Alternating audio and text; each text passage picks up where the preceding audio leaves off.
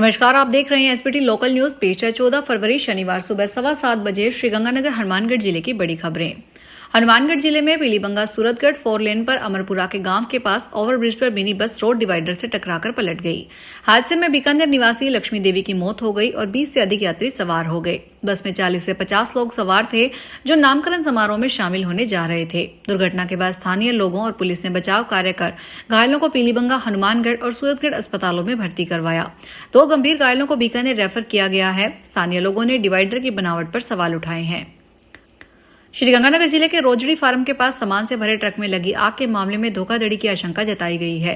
जोधपुर की transport company के संचालक ने आरोप लगाया है कि चालक मैनाराम और ट्रक मालिक संदीप ने माल का बड़ा हिस्सा गायब कर शेष ट्रक को आग के हवाले कर दिया। ट्रक 9 फरवरी को जोधपुर के रायसी नगर और सूरतगढ़ के लिए रवाना हुआ था।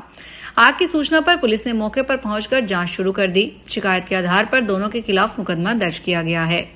पुलिस ट्रक के रूट और सीसीटीवी फुटेज और मोबाइल रिकॉर्ड की जांच कर रही है। शिकायतकर्ता ने 26 लाख रुपए से अधिक के नुकसान का दावा किया है। श्रीगंगानगर में जोधपुर विद्युत वितरण निगम द्वारा 132 केवी जीएसएस और 33 केवी फीडर के रखरखाव कार्य के चलते आज शनिवार सुबह 8 से 11 बजे तक शहर के कई क्षेत्रों में बिजली आपूर्ति बाधित रहेगी। इस दौरान 132 केवी जीएसएस से निकलने वाले फीडरों की सप्लाई 3 घंटे बंद रहेगी।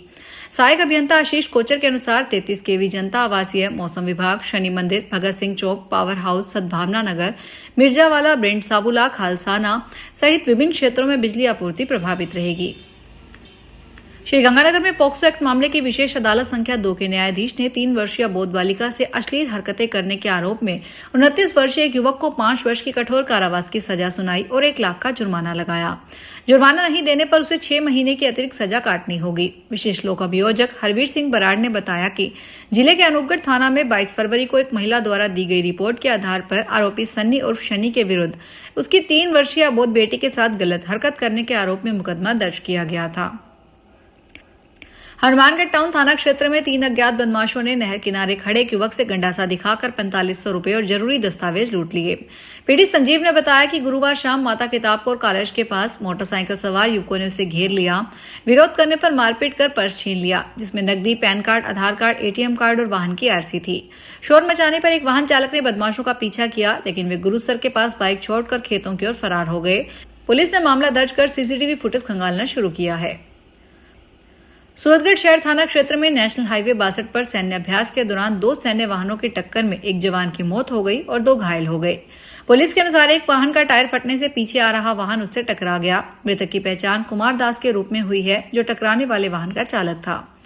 उसे गंभीर चोटें आई और इलाज के दौरान उसकी मृत्यु हो गई। हादसा महाजन फील्ड रेंज में चल रहे सैन्य अभ्यास से जुड़ा है। पोस्टमार्टम के बाद शव सेना को सौंपकर पैतृक गांव भेज दिया गया है।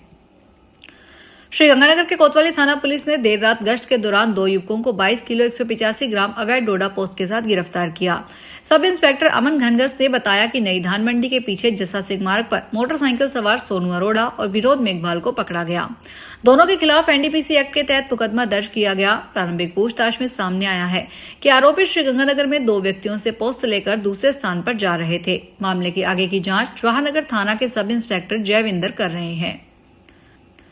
श्रीगंगानगर जिले के अंतर्राष्ट्रीय क्षेत्र में संभावित सेम समस्या के समाधान के लिए राज्य बजट 2026-27 में 1 करोड़ रुपए से विस्तृत परियोजना रिपोर्ट तैयार करने की घोषणा की गई है।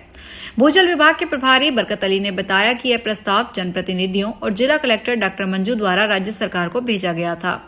डीपीआर के लिए प्रतिष्ठित विश्वविद्यालयों, शैक्षणिक संस्थानों और कंसल्टेंसी से ईओआई आमंत्रित किए जाएंगे। रिपोर्ट में हाइड्रोजियोलॉजिकल सर्वे, भूजल मूल्यांकन, जल निकासी योजना, पर्यावरणीय प्रभाव, शहरी ढांचे के साथ एकीकरण, लागत अनुमान और चरणबद्ध कार्यान्वयन रणनीति शामिल होगी। हनुमानगढ़ में बाजारों में बढ़ती भीड़ और जाम की समस्या को देखते हुए नगर परिषद ने अवैध रेहड़ियों पर सख्ती की तैयारी शुरू की है।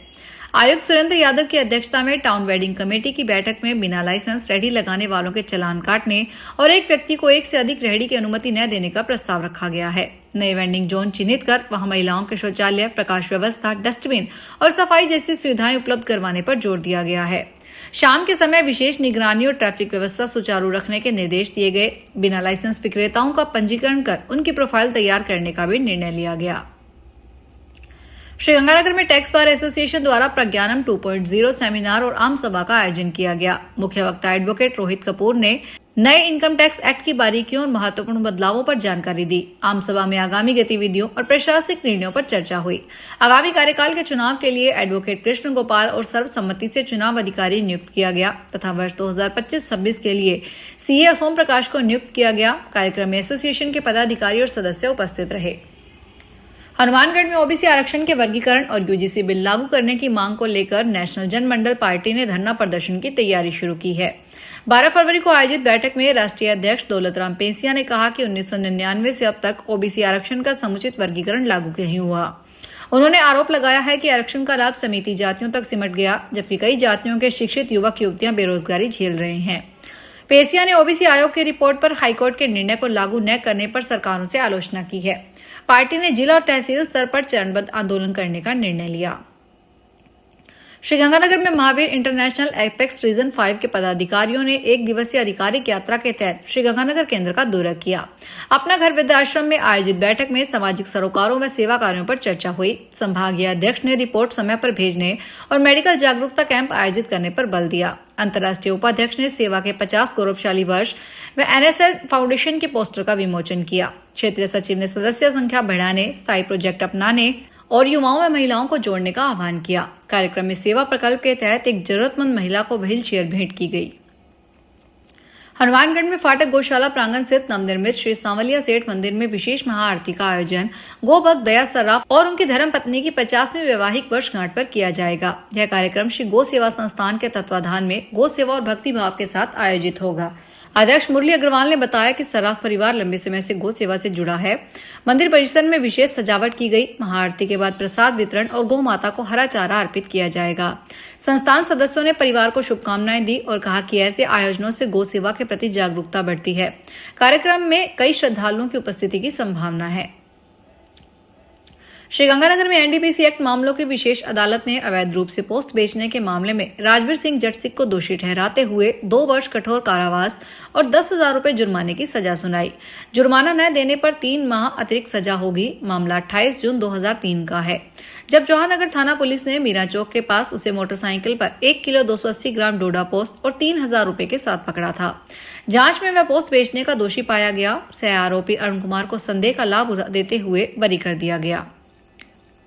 श्रीगंगानगर के रावला कस्बे की धान मंडी में फसल सफाई के दौरान एक मजदूर की मौत हो गई। पुलिस के अनुसार चक 8 पीएसटी निवासी बिंदर कुमार धानक गुरुवार सुबह काम करते समय अचानक चक्कर आने से फसल साफ करने वाली मशीन पर गिर गया। मशीन के पंखे से टकराने के बाद वह बेसुध हो गया। उसे तुरंत अस्पताल ले जाया गया, जहां डॉक्टरों ने उसे मृत घोषित कर दिया। मुनीम धानक की रिपोर्ट पर मामला दर्ज किया गया है। सहायक उप निरीक्षक हीरालाल ने बताया कि पोस्टमार्टम के बाद शव परिजनों को सौंप दिया गया और रिपोर्ट आने के बाद मृत्यु के कारण स्पष्ट होंगे।